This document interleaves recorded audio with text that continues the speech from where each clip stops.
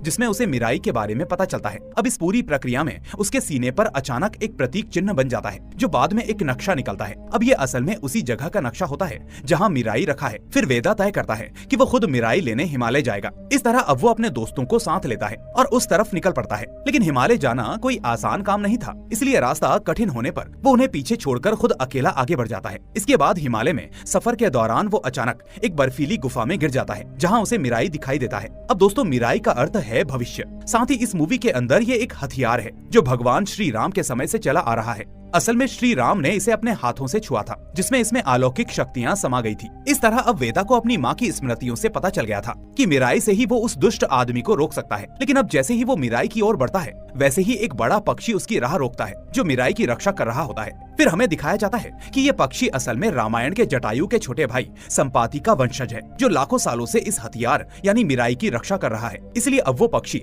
वेदा पर हमला करता है, जबकि वेदा उसे बचने की कोशिश करके मिराई को हासिल करने की कोशिश करता रहता है। और इसी बीच फाइट के दौरान वेदा को अपनी माँ की बात याद आती है कि पक्षी के सिर को छूने से वो उसकी सच्चाई जान लेगा। इसके बाद वो पक्षी अपने आप वेदा को मिराई दे देगा। इस तरह अब वेदा पक्षी के सिर को छूता है, जिसके बाद उस देवीय पक्षी को उसकी नियत का पता चल जाता है। इसके बाद वो पक्षी वेदा को मिराई लेने देता है। और फिर हम देखते हैं कि मिराई को हासिल करने के बाद वेदा एक गुफा से निकलकर अपने दोस्तों से मिलता है। उधर ऋषि अगस्त्य को पता चलता है कि वेदा ने मिराई ले लिया है, इसलिए अब वो भी उसकी मदद के लिए पहुंचते हैं और कहते हैं कि मेरा नाम ऋषि अगस्त्य है और इस मिराई में अलौकिक शक्तियां हैं, लेकिन फिर भी इसको इस्तेमाल करने से पहले तुमको उन शक्तियों को धीरे धीरे अनलॉक करना होगा और फिर इस हथियार को चलाना सीखना होगा। इस तरह अब ऋषि अगस्त्य उसे सलाह देते हैं कि तुमको मिराई लेकर पहले भगवान श्री राम की नगरी यानी अयोध्या जाना होगा, जहाँ तुम्हें आगे जाने का रास्ता भी मिल जाएगा और साथ में मिराई को इस्तेमाल करने की ट्रेनिंग भी मिल जाएगी। तो इसके बाद वेदा अपने दोस्तों के साथ अयोध्या पहुंचता है, लेकिन इतने में यूका वहां अपने सैनिकों के साथ आकर हमला कर देती है।